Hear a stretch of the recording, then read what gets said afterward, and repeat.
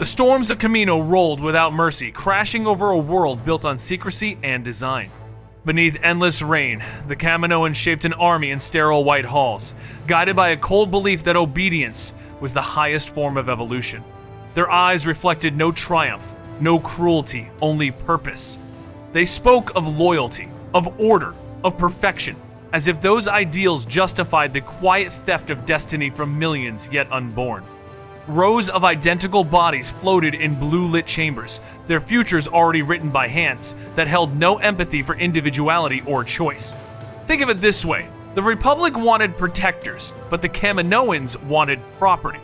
The clones were engineered not to dream but to comply, reduced to tools in a grand design they would never understand. The first deception was simple and elegant. They called it service, but it was ownership sealed in flesh. And as thunder echoed across Kamino's oceans, the architects of this army gazed upon their creation without sorrow, unaware that the storm howling outside was nothing compared to the one their perfection would unleash upon the galaxy. The Republic trembled on the edge of collapse, drowning in fear, corruption, and political paralysis. In those desperate shadows, the Kaminoans made their offer, an army already prepared, already loyal, already growing. They insisted it was commissioned by Jedi Master Sifo Dyas, a lone visionary who supposedly foresaw the coming war. But that explanation was a mask, thin and brittle. Documents were altered, archives manipulated, testimonies erased. Basically, here's the key. No Senate vote ever authorized this army. It existed before anyone could question its purpose. A single forged commission became the foundation of a force that would reshape history. The Jedi, peacekeepers sworn to transparency, never realized their names were being used to justify the silent birth of militarism. The Senate, blinded by fear of separatists, accepted a miracle without asking who paid for it or why. In hidden chambers and quiet corridors, the contract spread like a stain, binding the Republic to a creation it did not choose, and chaining the fate of millions to a decision that was never truly made. In the silent, glass-lit chambers of Kamino, life was rewritten strand by strand, sculpted not by nature but by design. The Kaminoans treated genetics as scripture, altering growth, obedience, and aggression with chilling precision. Rows of slumbering forms drifted in their vats, unaware that their destinies were being bound before their first breath. The promise of loyalty to the Republic masked a darker intention, for loyalty was engineered as surrender and obedience was carved into marrow and memory. Voices of doubt, curiosity, or rebellion were muted before they could ever exist. Think of it like this. These soldiers were not merely trained to follow orders, they were programmed to be incapable of refusing them. Every cell, every reflex, every instinct was calibrated to serve. What looked like discipline was conditioning. What appeared to be devotion was simply the absence of choice. The clones would awaken believing they were men shaped by duty, yet beneath every triumph marched an invisible truth. Their minds and bodies belonged to their makers, and their so-called freedom was a story they were never meant to question. Jango Fett, hunter of legends and master of his craft, believed he had bartered his legacy for fortune and a single heir. Yet on Kamino, he was reduced to a template, a resource to be drained rather than honored. His DNA became the blueprint for thousands who would share his face but never his will. The Kaminoans prized his lethality and resilience, but in their laboratories they peeled away his independence, preserving precision while discarding spirit. Even Boba, the unaltered clone Jango called Son, was ultimately part of the bargain, a living token of a vast experiment disguised as destiny. Here's the key. Jango believed he was shaping the future, but he was merely providing the bars of a gilded cage. The clone army marched with his features, but their identities were hollowed out, their voices muted before they formed. In countless panels of war and glory, the same unchanging face would appear mirroring Jango's image, yet carrying none of the freedom that defined the man from whom they came. Buried in bone and silence, the inhibitor chip rested beside each clone's mind like a serpent coiled in the dark, waiting for a single, fateful command. The Kaminoans presented it to the Jedi as a safeguard, a failsafe to prevent disorder or corruption among the ranks. Yet the truth beneath the clinical language was far colder, for the chip was never designed to protect life, it was crafted to end it. Here's the key. Obedience did not grow from loyalty, but from compulsion woven into the mind itself. With one spoken directive, the chip could suffocate hesitation, erase doubt, and extinguish mercy, transforming brothers in arms into flawless executioners. The clones would feel the pull of duty without understanding its source, their hands guided by programming rather than conviction. In a single moment, an entire army could become a blade, loyal not to justice, but to the unseen architects who forged their chains. And when the deed was done, the silence would return, leaving behind soldiers unaware that their will had never truly been their own. The Kaminoans wore serenity like ceremonial robes, their soft voices promising loyalty, purpose, and destiny to those who asked too few questions. To the Jedi, they spoke of honor and service, weaving a narrative that flattered the Order's ideals. To the clones, they whispered of duty and brotherhood, as if destiny were a gift rather than a cage. But in the sterile confines of their laboratories, the Kaminoans recorded the unvarnished truth. Emotional bonds were irrelevant, and moral independence was undesirable.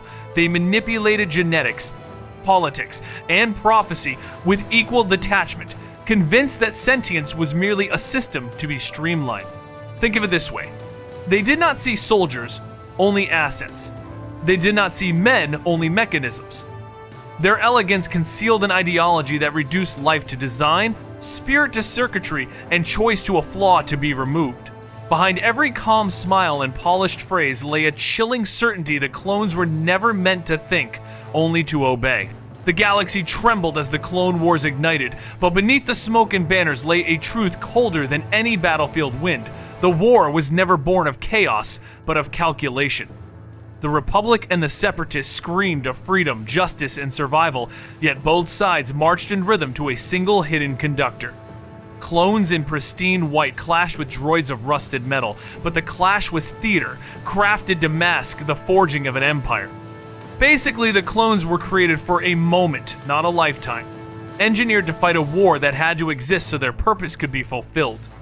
Without war, there would be no justification for their creation, no cover for the lies, and no stage upon which the architects of the future could seize absolute control. Every skirmish, every heroic charge, every desperate retreat fed the illusion that the galaxy was choosing its fate, when in truth, the script had been written before the first shot was ever fired. The war did not validate the clone army, it demanded them, consumed them, and prepared them for a final order they could not refuse. Amid fire and ruin, the clones found fragments of humanity the Kaminoans never intended them to possess. On muddy worlds, in shattered cities, under burning skies, they fought side by side and became more than assets, they became brothers. They named themselves, painted symbols on their armor, and told stories around flickering field lights. For the first time, fate encountered resistance as identity blossomed in defiance of design. Think of it this way. They lived lives that were never meant to belong to them, borrowing purpose from a universe that saw them only as tools. They laughed, mourned, planned futures they were not expected to reach, and forged bonds deeper than programming could measure. Yet with every victory and every step toward individuality, the trap tightened. They did not know that the war they fought so fiercely was merely the path to their own undoing, and that beneath their helmets, a silent command already waited, patient, merciless, and close to awakening. The Jedi strode through the war as luminous symbols of hope, unaware that the shadows beneath their feet were moving in patterns they never stopped to study. Their trust in the Republic, their faith in prophecy, and their exhaustion from endless conflict dulled the instincts that once made them guardians of truth. They questioned the darkness in others, but not the silent miracle of an army that appeared just when fear and politics demanded it. Think of it this way. The Jedi fought beside brothers who were engineered to one day kill them, yet not one master paused to ask why such loyalty came so easily. Battle after battle, they commanded soldiers who had never been given the right to refuse. They mistook devotion for camaraderie, obedience for honor, and design for destiny.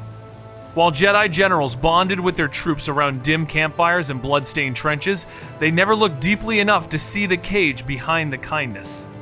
In their blindness, the Order walked willingly into a trap built not of rage or ambition, but of compliance. And by the time doubt finally stirred in their hearts, the blade was already at their backs. When the fateful command was spoken, it moved through the clone army like a silent scream, igniting the chips buried within their minds. Fire under ice, that was the sensation. As duty crushed emotion and programming suffocated memory. One heartbeat earlier, they were companions, joking through exhaustion and shielding their Jedi leaders with unwavering resolve. The next heartbeat delivered only emptiness. Here's the key. Order 66 wasn't a betrayal of trust, but the activation of a possession that had always been waiting. Eyes dimmed, voices flattened, and hands rose in perfect unison as blaster sights found former allies. Jedi did not fall because they were hated. They fell because free will had been deleted from the soldiers standing at their side. Across the galaxy, temples, corridors, and war-torn fields became execution grounds as the grand design reached its terrible crescendo. In a single breath, balance shattered, brotherhood died, and an empire was born not through conquest, but through a command that no clone could disobey. When Order 66 ignited across the galaxy, the unity that once defined the clone legion splintered into torment and hollow obedience. Some clones felt the command like a blade driven through the mind, fighting against an invisible hand that twisted thought and intention into something unrecognizable. A few resisted, their souls raging against the programming, but resistance only brought searing agony, as if their own minds sought to drown them from the inside. Others obeyed without pause, their actions flawless, their memories later fragmented or missing, as though someone had torn pages from the story of their lives. Here's the painful truth. Free will existed only until the chip decided it did not. Brotherhood shattered in an instant, and the men who once laughed, strategized, and bled beside their Jedi generals became unwilling executioners of the very bonds they cherished. The galaxy would remember them as traitors, but in truth, they were prisoners, heroes, twisted into weapons by a design they never chose, trapped in bodies that moved with precision while hearts silently broke beneath the armor. Across the storm-racked platforms of Kamino, the architects of the clone army observed the purge, not with horror, but with clinical satisfaction. Their experiment, decades in motion, had executed its final test with chilling perfection. No remorse darkened their pale eyes. No grief touched their thoughts. To the Kaminoans, Order 66 was not a massacre, but a systems check. Compliance achieved. Asset transition successful. The Jedi, once praised as generals and allies, were now dismissed in cold terminology, classified as corrupted command nodes to be deleted for the sake of operational efficiency. Think of it this way, Kamino never cared who ruled the galaxy, only that their creation performed as engineered. In their sterile halls, where emotion was seen as flaw, the fall of the Jedi was merely proof of concept. The storm outside raged without pause, but inside, the waters were still, for the Kaminoans believed their perfect design had prevailed, unaware that the legacy they forged would one day return to haunt the very galaxy they had helped reshape. In a single declaration, the Republic withered and the Empire rose, yet for the clone legions, nothing outwardly changed. Their armor remained white, their formations precise, their salutes identical, but their purpose had been rewritten in an instant through a simple update in a hidden database. Loyalty did not shift, it was reassigned. Palpatine never needed to earn their faith, for Kamino had already stripped away the possibility of dissent. Stormtroopers did not begin as icons of tyranny, they began as slaves of science, molded to obey any master who held their command code. Think of it this way. The Empire was not a transformation, but a continuation. Phase 2 of the same blueprint. What the Republic believed was its shield had always been the future Empire's sword. The galaxy watched flags change and thought history had turned a corner, never realizing that the machinery of control had been in motion long before the first Imperial banner unfurled. And as the clones marched beneath a new symbol, they did so with the same unblinking discipline, unaware that they were no longer guardians of peace, but instruments of a darkness they had no freedom to question. Time, however, is the enemy of all illusions. Beneath helmets and conditioning, memories began to stir like ghosts clawing at closed doors. Some clones awoke in the night, haunted by images of Jedi they once admired. Unsure why their hearts recoiled at faces their minds insisted were traitors. Brotherhood, forged in fire and suffering, clashed with implanted duty until the fracture spread through conscience and identity alike. A few, driven by unbearable dissonance, uncovered the truth buried in their skulls. They saw the chip for what it was and chose agony over obedience, ripping out the device that had stolen their will. Basically, the mind can be shackled, but identity keeps fighting to exist. Those who resist it found no peace, only clarity, grief, and exile. Yet their rebellion, however small, proved a truth larger than any decree. The clones were not machines, and even the deepest programming could not fully erase what made them men. When the Emperor no longer needed the truth, he ordered it erased. The storm-wrapped city that once birthed an entire army became a graveyard of its own secrets. Imperial fire rained upon Kaminoan spires, shattering glass corridors and drowning databanks in oceans that had always waited below. The scientists who once spoke with serene confidence vanished into the waves or into prisons where no record survived. Think of it this way: to erase the crime, the Empire erased the witnesses. Databases were purged, archives deleted, research incinerated until the clone army's origin became a whisper without a source. What was once a triumph of genetic engineering was recast as an unsustainable program, its creators labeled liabilities instead of partners. In the quiet that followed, the storms continued as they always had, washing over the ruins with indifference. Kamino's destruction was not conquest, it was concealment. The Empire buried not just a planet's legacy, but the very evidence of how its power had been forged. And beneath the endless waves, the truth sank into darkness, sealed away so that no one would ever trace the chain of obedience back to the hands that built it. As Imperial academies filled with recruits and conscripts, the clones once hailed as the Republic's flawless answer to war were quietly pushed aside.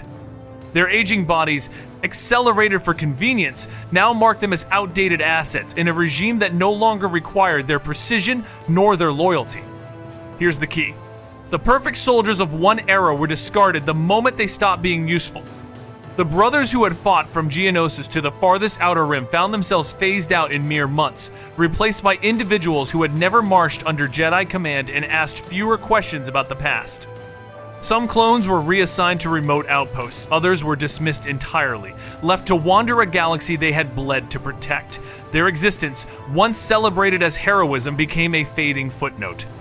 The genetic property of Kamino slipped into rumor ghost stories spoken in dim barracks by recruits who would never know the faces beneath the helmets that came before them. And so, the army that won the war vanished without honor, its legacy smothered by the empire it unwillingly helped to build, leaving only echoes where a brotherhood once stood. In forgotten quarters, on remote worlds and abandoned outposts, the surviving clones lived with ghosts that had no names. They remembered flickers of blaster fire, the shock in the eyes of Jedi they once admired, and the terror of a command they never chose to obey. Their minds were patchwork, some memories sharp as shattered glass, others smothered beneath the haze of the chip's influence. The galaxy called them traitors, executioners, soulless instruments of a tyrant's rise. They called themselves monsters, yet the truth was neither. Here's the key. They were victims of the cleanest crime ever. Engineered genocide without hatred, murder without intent. Their hands carried the stain, but their hearts had never consented. Lonely and hunted, they bore guilt that was never truly theirs, condemned by history to carry a burden they could not set down. And in the hollow silence that followed the fall of the Jedi, many clones asked the question that haunted every waking moment. If a life is stolen from its own choices, can its sins truly belong to the one who pulled the trigger? No marble monuments bore their names, no anthem honored their sacrifice. The legacy of the clones did not stand in plazas or archives, it lived only in the fading memories of fallen worlds and forgotten soldiers. They were legends in life, ghosts in history. Their courage had saved the Republic countless times. Their brotherhood had turned the tide of war more than any Senate decree or Jedi strategy ever could. But the Empire ensured that their story would dissolve into dust, erased just as efficiently as the Jedi they were forced to destroy. Think of it this way. The clones were the galaxy's greatest heroes, yet they were forced to commit its greatest sin. Their triumphs were real, their loyalty unbreakable, their bonds sacred, even if their freedom was stolen before their first breath. And so their legacy became a quiet ember rather than a blazing torch, carried not in statues or songs, but in whispered recollections and the unmarked graves of soldiers who never had the chance to choose who they truly were. Across a galaxy eager to forget, fragments of the past lingered like splinters beneath healed skin. Broken helmets, encrypted logs, Erased orders, half recovered from corrupted memory cores, these remnants refused to stay buried. Archivists searched dusty repositories. Soldiers whispered of things they were never meant to recall. And wanderers pieced together scraps that did not align with the official Imperial narrative. The truth moved in the shadows, unstoppable even when denied by edict and flame. Here's the key. History can be mutilated, but it cannot be killed. The story of the clone army became more than a record of war. It hardened into a warning. Obedience without choice is not loyalty, it is slavery wearing white armor. What the Empire called order was built on chains that looked like valor, and the echoes of that deception continued to pulse beneath the surface of time. Each rediscovered fragment carried the same silent message. The cost of engineered obedience is always paid in blood, and the truth, no matter how deeply suppressed, will claw its way back to the light. In the vast chronicle of the galaxy's rise and fall, the clone army endures not as a monument of triumph, but as a scar of manipulation. Their story is proof that a single lie spoken at the right moment can rewrite the fate of trillions.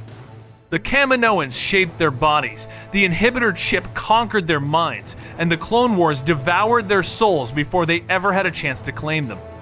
Think of it this way, they were created to serve, but never permitted to choose what service meant. Yet their final legacy outlived the empire that used them. It stands as a solemn vow, whispered through generations, sentience must never be engineered into silence again.